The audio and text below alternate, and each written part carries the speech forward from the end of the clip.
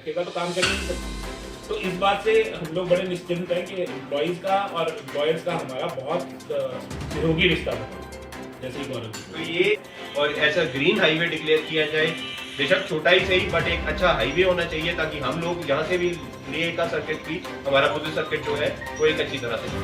तो ये रिक्वेस्ट है ताकि हम लोग लोकल टूरिज्म को, डोमेस्टिक टूरिज्म को प्रमोट करें। और हमारे सब लोगों मैं जब 38 करोड़ बोलता हूँ, 38 करोड़ डायरेक्टली इनडायरेक्टली टूरिज्म के साथ इन्वॉल्व है। तो आप इमेजिन कर सकते हैं कितनी जो स्टेटस है उसमें इंडस्ट्री में आता है, जो कि हमारे को प्रोवाइड नहीं होता।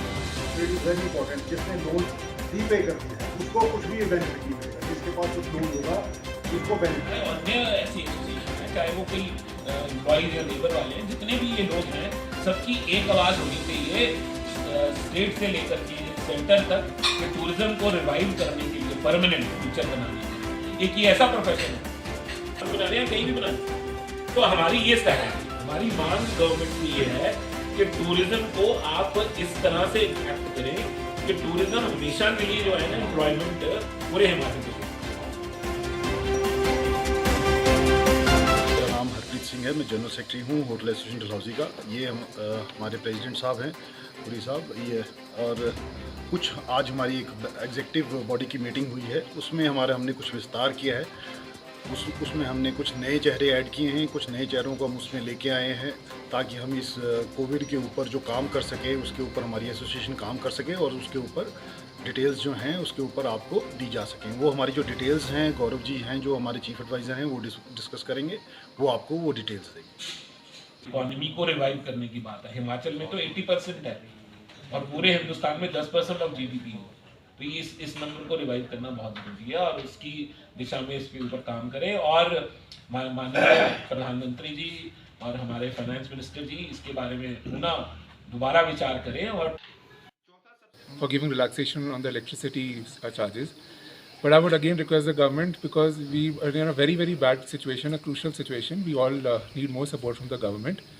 And I would like to highlight here, because Himachal ho gaya, all hill stations, they've already lost the season as compared to other states like Rajasthan, Goa, जो कि जिनका season खत्म हो गया था, and hopefully by October, November, they'll catch up again.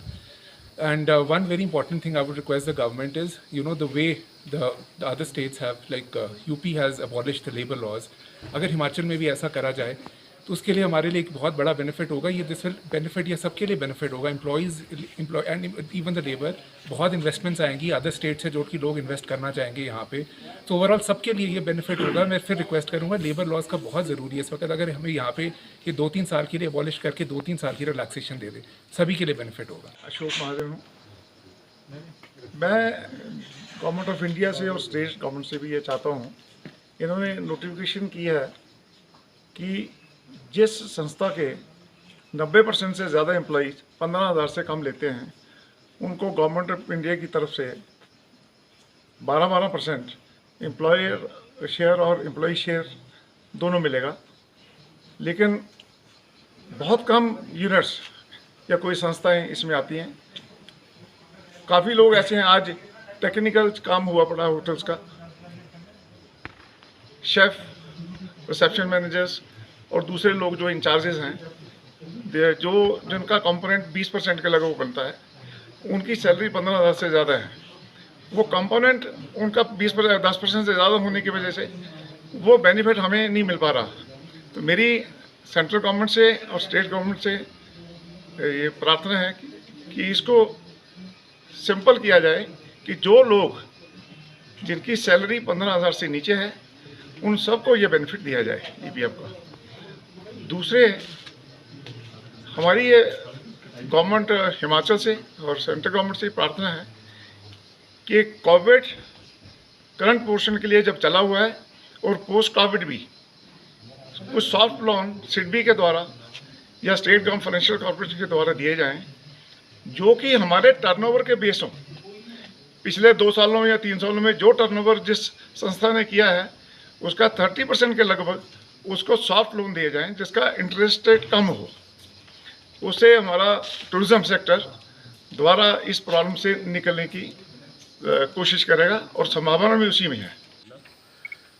Adviser अभी जो नई कमेटी बनी है उसका है। मैं सबका धन्यवाद करता हूँ, खासकर चड्डा जी का जिन्होंने मेरे को अपनी बॉडी में लिया।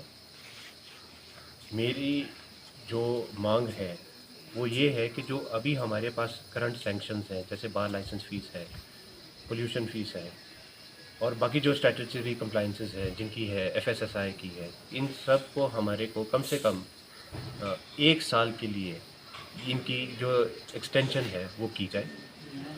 और दूसरी जो सबसे बड़ी डिमांड है वो ये है कि जो भी इंफ्रास्ट्रक्चर प्रोजेक्ट्स हमारे डलहौजी शहर के पेंडिंग हैं फ्रॉम द स्टेट गवर्नमेंट या फ्रॉम द सेंट्रल गवर्नमेंट, उनको जल्दी से जल्दी स्पीड अप करवाया जाए ताकि पोस्ट कोरोना हम इस स्थिति में हो कि हम अपने टूरिज़्म को अच्छी तरह से रिवाइव कर सकें।